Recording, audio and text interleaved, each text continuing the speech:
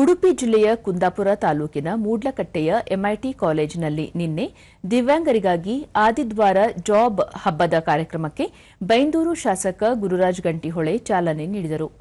ಸಮೃದ್ಧ ಬೈಂದೂರು ಹಾಗೂ ಆಸಿಸ್ tech foundation ಮತ್ತು ವಿಕಲಚೇತನ ಹಾಗೂ ಹಿರಿಯ ನಾಗರಿಕರ ಸಬಲೀಕರಣ ಇಲಾಖೆ ಸಹಯೋಗದೊಂದಿಗೆ ಈ ಕಾರ್ಯಕ್ರಮ ಆಯೋಜಿಸಲಾಗಿತ್ತು.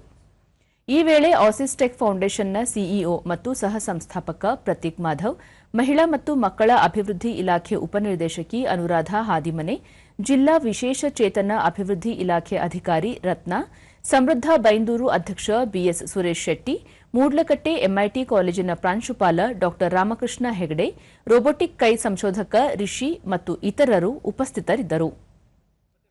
ಮೇಳದಲ್ಲಿ ಭಾಗವಹಿಸಿದ ದಿವ್ಯಾಂಗರಿಗೆ ಉಚಿತವಾಗಿ ತಂತ್ರಜ್ಞಾನದ ಅಂಗಾಂಗಗಳು ಅಳವಡಿಸಿ ಪ್ರಯೋಗ ಮಾಡಲಾಯಿತು.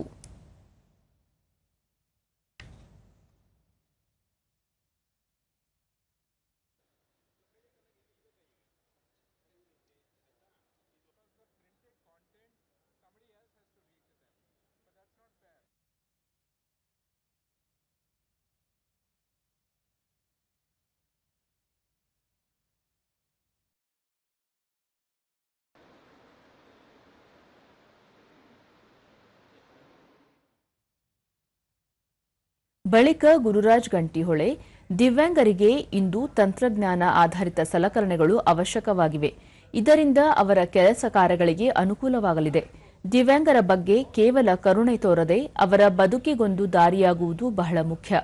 ಅವರವರ ದೈಹಿಕ ಸಾಮರ್ಥ್ಯಕ್ಕೆ ಅನುಗುಣವಾಗಿ ಕಂಪನಿಗಳಲ್ಲಿ ಕಡ್ಡಾಯ ಉದ್ಯೋಗ ನೀಡಬೇಕು ಎಂದು ಹೇಳಿದರು.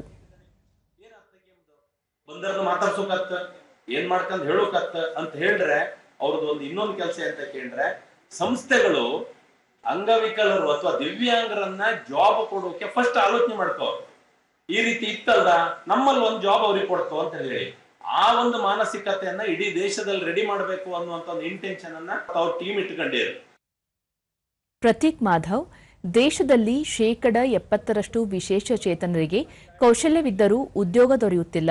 ಸಮಾಜದಲ್ಲಿ ಇತರರೊಂದಿಗೆ ಸಮಾನವಾಗಿ ಬದುಕಲು ಕೇಂದ್ರ ಸರ್ಕಾರ ದಿವ್ಯಾಂಗ ಸಹಕಾರ ಯೋಜನೆಯನ್ನು ರೂಪಿಸಿದೆ. ತಂತ್ರಜ್ಞಾನ ಬಳಸಿಕೊಂಡು ಸರ್ಕಾರದ ಯೋಜನೆಗಳನ್ನು ದಿವ್ಯಾಂಗರು ಸದುಪಯೋಗಪಡಿಸಿಕೊಳ್ಳಬೇಕು ಎಂದರು. We can add more economic power to this nation by just bringing people with disabilities to employment.